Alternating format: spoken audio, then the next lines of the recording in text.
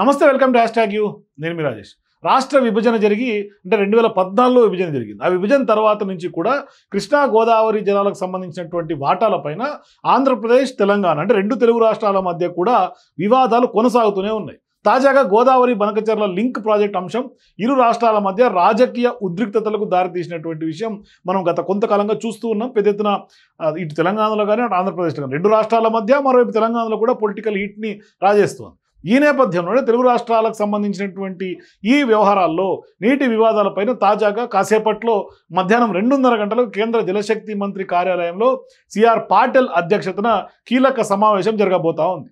ఈ భేటీలో ఆంధ్రప్రదేశ్ ముఖ్యమంత్రి నారా చంద్రబాబు నాయుడు, అట్లాగే తెలంగాణ ముఖ్యమంత్రి సీఎం రేవంత్ రెడ్డి, రెండు రాష్ట్రాల నీటిపారుదల శాఖ మంత్రులు ఉత్తమ్ కుమార్ రెడ్డి, అట్లాగే నిమ్మల రామానాయుడు కూడా హాజరు కాబోతూ ఉన్నారు. అంటే అధికారుల విభాగంలో తెలంగాణ నుంచి ప్రభుత్వ ప్రధాన కార్యదర్శి రామకృష్ణరావు, అట్లాగే నీటిపారుదల సలహాదారుగా ఉన్నటువంటి ఆదిత్యనాథ్ దాస్, సీఎం కార్యాలయం ప్రిన్సిపల్ సెక్రటరీగా ఉన్నటువంటి శేషాద్రి, నీటిపారుదల శాఖ ప్రిన్సిపల్ సెక్రటరీగా ఉన్నటువంటి రాహుల్ బొజ్జా, ఇతర నీటిపారుదల శాఖకు సంబంధించినటువంటి అధికారులందరూ కూడా ఈ అపెక్స్ కౌన్సిల్ మీటింగ్కి హాజరు కాబోతా ఉన్నారు. ఇక ఆంధ్రప్రదేశ్ నుంచి కూడా నీటిపారుదల శాఖ ప్రత్యేక ప్రధాన కార్యదర్శిగా ఉన్నటువంటి సాయి ప్రసాద్, అట్లాగే ఏపీ భవన్ రెసిడెంట్ కమిషనర్గా ఉన్నటువంటి లవ్ అగర్వాల్, ముఖ్య కార్యదర్శిగా ఉన్నటువంటి కార్తికేయ మిశ్రా, నీటిపారుదల శాఖ సలహాదారుగా ఉన్నటువంటి వెంకటేశ్వరరావు, మరోవైపు నీటిపారుదల శాఖ అధికారులు అందరూ కూడా, ఉన్నతాధికారులు అందరూ కూడా పార్టిసిపేట్ చేసే అవకాశాలు కనిపిస్తూ ఉన్నాయి. వీరందరూ పార్టిసిపేట్ చేసినట్టుగా మన దగ్గర సమాచారం. మరి ఇప్పుడు ఈ భేటీలో భాగంగా ఆంధ్రప్రదేశ్, తెలంగాణ రాష్ట్రాల మధ్య కృష్ణా గోదావరి జలాలకు సంబంధించినటువంటి వాటాలు,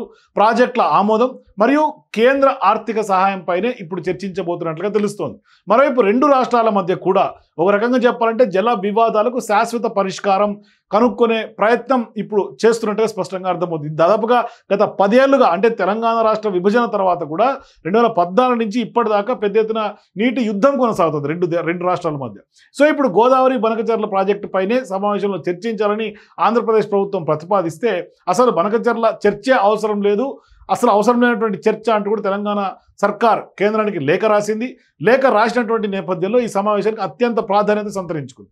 సో ఈ బనకచెర్ల పైన చర్చ వద్దు అంటూనే కొంత పార్టిసిపేట్ చేసి కేంద్రం దగ్గర తేల్చుకోవాలనేది రేవంత్ రెడ్డి యొక్క అభిప్రాయం. సో ఇప్పుడు రెండు రాష్ట్రాలు తమ డిమాండ్ల పైన పట్టుబడుతున్నటువంటి నేపథ్యంలో కేంద్ర ప్రభుత్వం కొంత సమన్వయం పరుస్తూ కీలక పాత్ర పోషిస్తోంది, పెద్దన్న పాత్ర కూడా పోషిస్తోంది కేంద్ర ప్రభుత్వం. సో ఇప్పుడు ఆంధ్రప్రదేశ్ ప్రభుత్వం ప్రతిపాదించినటువంటి గోదావరి బనకచెర్ల లింక్ ప్రాజెక్టుకు దీని ద్వారా సముద్రంలోకి వృధాగా పోయే దాదాపుగా 1000 టీఎంసీల నీటిని కూడా గోదావరి వరద జలాలను రాయలసీమ, నెల్లూరు, ప్రకాశం జిల్లాలకు తరలించాలనే లక్ష్యం ఆంధ్రప్రదేశ్ ప్రభుత్వం పెట్టుకుంది. మరి ఈ ప్రాజెక్టు ద్వారా దాదాపుగా 80 లక్షల మందికి తాగునీరు, 3 లక్షల హెక్టార్లకు సాగునీరు అందుతుందనేది ఏపీ ప్రభుత్వం యొక్క వాదన.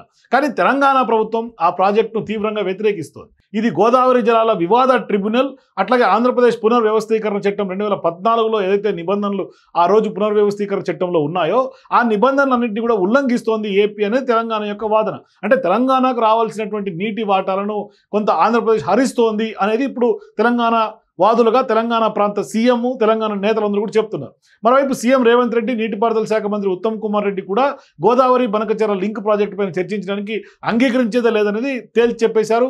ఆ సింగిల్ పాయింట్ ఎజెండాను కూడా రిజెక్ట్ చేశారు. ఇప్పుడు ఆ అంశాన్ని అసలు ఎజెండా నుంచి తొలగించాలని కూడా కేంద్రానికి తాజాగా లేఖ రాసినటువంటి పరిస్థితి.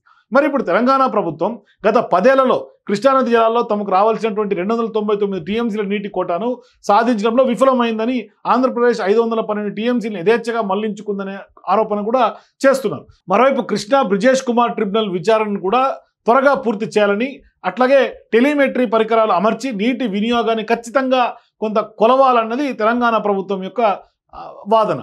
మరోవైపు అదేవిధంగా పాలమూరు, దిండి, ఇచ్చంపల్లి, అట్లాగే తుమ్మిడెట్టి వద్ద కూడా ప్రాణహిత ప్రాజెక్టులకు జాతీయ హోదా కల్పించాలని, 80 టీఎంసీల నీటిని కేటాయించాలనే విజ్ఞప్తి కూడా కేంద్రాన్ని తెలంగాణ రాష్ట్ర ప్రభుత్వం చేస్తోంది. మరి పాలమూరు రంగారెడ్డి, సీతారామ ఎత్తిపోతల, అట్లాగే మోడికుంట వాగు, చనాక కొరాట బ్యారేజీ, చిన్న కాళేశ్వరం ప్రాజెక్టులకు కూడా సత్వరమే ఆమోదం తెలపాలనే డిమాండ్ను కూడా ఇప్పుడు ఈ సందర్భంగా తెలంగాణ ప్రభుత్వం చేయబోతా ఉంది ఇప్పుడు జరగబోయే అపెక్స్ కౌన్సిల్లో.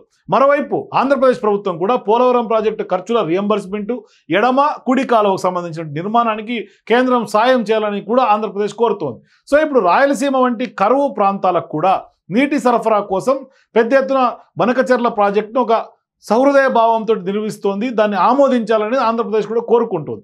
మరి ఇప్పుడు నిజంగానే ఆంధ్రప్రదేశ్ ఓవైపు బనకచెర్ల కట్టాలని డిమాండ్ చేస్తోంది, కోరుతోంది, మరోవైపు తెలంగాణ దీన్ని విభేదిస్తోంది, తిరస్కరిస్తోంది, కట్టాలని లేకుండా కొంత అగ్రి చేయట్లేదు.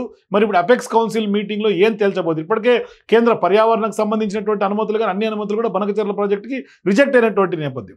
సో ఇప్పుడు అపెక్స్ కౌన్సిల్లో కాసేపట్లో జరగబోయే అపెక్స్ కౌన్సిల్లో ఏం జరగబోతోంది అనే ఆసక్తి ఉత్కంఠ నెలకొంది. ఇప్పుడు దాకా జల వివాదంగా ఉన్నది కాస్త జల జగడంగా మారినటువంటి నేపథ్యంలో మరి ఈ జల జగడం ఎప్పటికీ ఫుల్ స్టాప్ పడే అవకాశం ఉంటుంది. మరి అపెక్స్ కౌన్సిల్లో ఏం తేల్చబోతున్నారు అనేది కొంత పెద్ద ఎత్తున ఆసక్తిగా మారింది. సో మీరు కూడా ఈ జల వివాదాల నేపథ్యంలో ఇరు రాష్ట్ర సీఎంలతోటి కేంద్ర జలశక్తి మంత్రి భేటీ అవుతున్నటువంటి అపెక్స్ కౌన్సిల్ మీటింగ్లో ఏం తేల్చబోతున్నారు?